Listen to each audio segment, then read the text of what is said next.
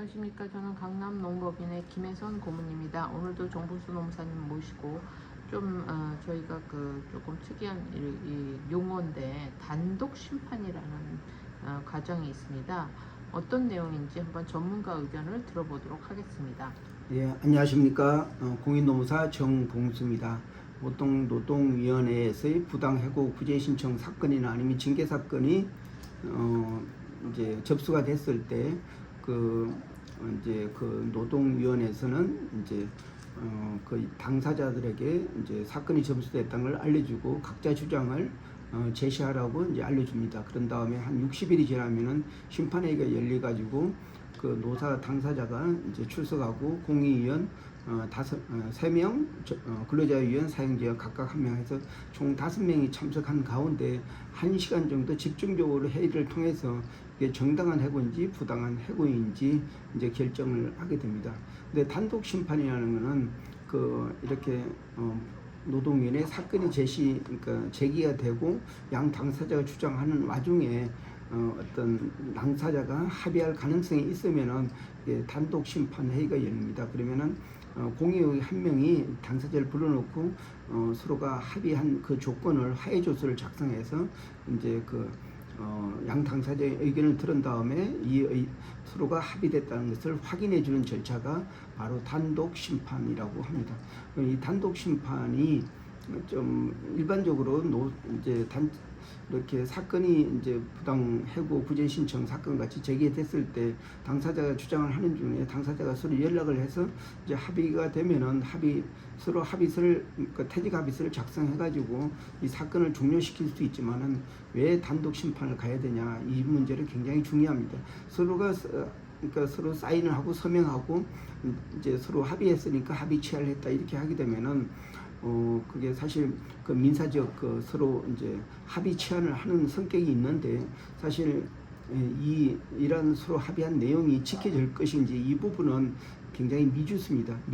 사용자도 이 사건을 회피하기 위해서 서명했지만은 지키려고 하게 되면은 또 많은 어려움이 있으니까 안 지키려고 할 수도 있고, 이 근로자 부분도 다시 이제 사실 합의는 했지만은 자기는 억울하기 때문에 이 사건을 여기서 종결시킬 수 없다 이렇게 하게 되면 서로 합의한 내용이 지금 이렇게 어떤 파기될 수가 있습니다. 그래서 이런 내용이 사실 노동위원회에서 확인을 안 해주면은 사실상 심판회의로 갈 수밖에 없는 상황입니다. 그런데 이제 단독 심판이라는 것은 이렇게 정식 심판 회의가 열리기 전에 노사가 이제 합의할 의사가 있으면은 공의원 한 명이 주재해가지고 서로 합의한 내용을 가지고 확인한 다음에 그러면 이거는 서로 화해가 됐다. 그렇기 때문에 여기서 종결한다 해가지고 이제 단독 심판위원회가 이제 공의원 한 명으로 열리고 노사 당사자가 서명한 거를 첨부해서 이제 노동위원회 날인을 찍게 됩니다. 그게 바로 단독 심판이라고 합니다.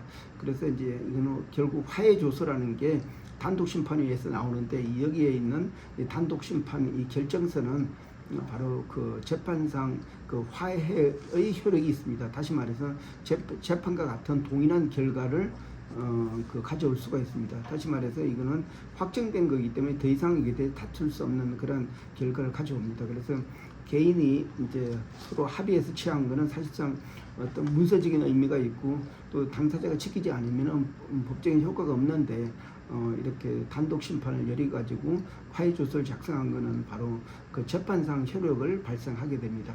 실질적으로 노동위원회 정식 심판회의를 열어가지고 결정한 내용과 동일한 효력이 있습니다.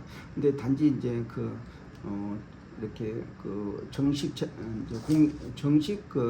판정위원회에서 열려서 결정한 내용은 강제 이행금 같이 이렇게 부속이 있는데, 여기에서 단독 심판에서 열려서 이제 화해 조서를 작성하고 결정된 내용은 재판상 어떤 재판상 화해의 어떤 그런 결과가 있기 때문에 이것은 강제 이행금 없고, 그러니까 법원을 통해서 집행력을 가질 수가 있습니다. 그렇기 때문에 서로 법에 다른 성격이 있는데 가급적 이런 단독 심판회의를 열어가지고 공식적으로 확인해 두는 게 노사 합의의 효력을 발휘할 수 있는 내용이 있습니다. 근데 이번에도 제가 사실 이런 단독 심판을 지금 제기를 하고 있고, 지금 굉장히 그 AI 박사가 그 AI 벤처 기업에서 근무하다가 1년 반 만에 해고된 그런 사연입니다. 그래서 이 근로자를 대리한 우리 본 노무사는 그 가급적 그 여기 해고된 여기 인공지능 그 AI 박사 같은 경우는 다른데 취업할 능력이 충분히 있기 때문에 가급적 사건을 빨리 끝내고 싶은 그런 마음이 있었고, 이 회사 측에서는 자기들이 이제 부당하게 해고했기 때문에 법적 리스크가 있었습니다. 그래서 가급적 적당한 선에서 합의를 요구를 양쪽에서 해왔습니다. 그래서 그 일정한 금액을 제안했고 그 노사 당사자가 합의를 했습니다. 그런데 이제 문제는 이 가세 문제를 어떻게 할 건지, 그래서 이제 저희는 이제 근로자를 대변하기 때문에 그 금액 전체를 그 영세율로 해야 된다, 세금을 납부하지는 않아야 된다. 근데 회사에서는 자기 세무사한테 알아보니까 이게 근로소득을 할지 퇴직소득을 할지 확실히 정해줘야지 된다. 근데 사실 이게 근로소득은 거의 20%에서 40%까지 이제 그 원금의 세금을 청구를 하게 됩니다. 그리고 기타 소득도 22%를 또 세금을 하고, 그리고 퇴직소득은 그 근속 연수에 비례해서 퇴직소득을 가하는데 그 보통 한 10% 정도 이제 차지를 하게 됩니다. 근데 예를 들어 1억을 받게 됐을 때 거의 10%가 세금이면은 결국 9천만 원밖에 못 받게 됩니다. 그런데 그 만약에 합의를 9천만 원을 했을 때 영세율로 이제 하게 되면은 이제 바로 9천만 원을 다 받을 수 있습니다.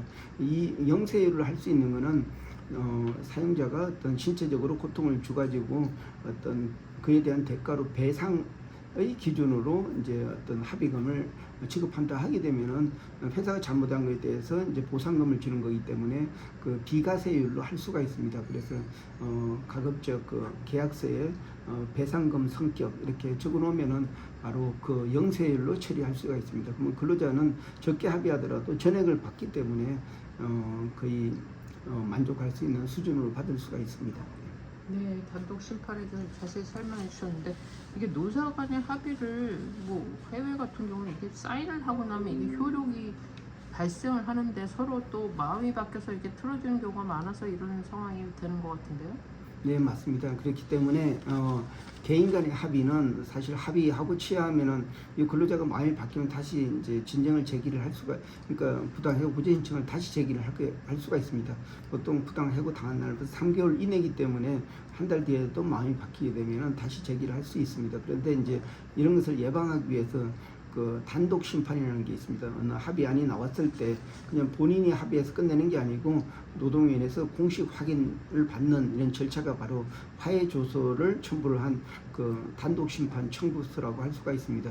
이렇게 받게 되면은 어떤 재판상 효력이 있기 때문에 굉장히 어떤 사업주도 지켜야 되는 의무, 근로자도 보호받을 수 있는 의무가 같이 발생한다고 할 수 있습니다.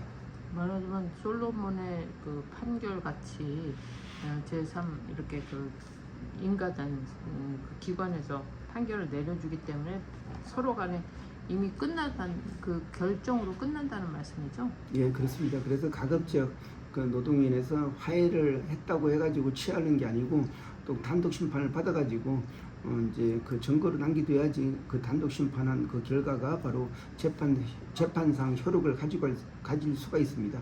그 일반적으로 이제 그 노동위원회에 이제 2달 정도 시간이 서로 공격과 방어로 지난 다음에 이제 심판회의가 열리는데, 사실 그 기간까지는 굉장히 기간이 길고 고통스러울 수가 있습니다. 그래서 초창기에 합의하게 되면은 빨리 끝낼 수 있는 방법이 바로 단독 심판이라고 하고, 그 단독 심판에 결정된 내용은 재판상 효력을 같이 지닙니다. 그렇기 때문에 이런 제도를 잘 이용하게 되면은 서로 그 근로자하고 사용자가 서로 이익을 볼 수 있는 좋은 그 시스템이라고 할 수가 있습니다.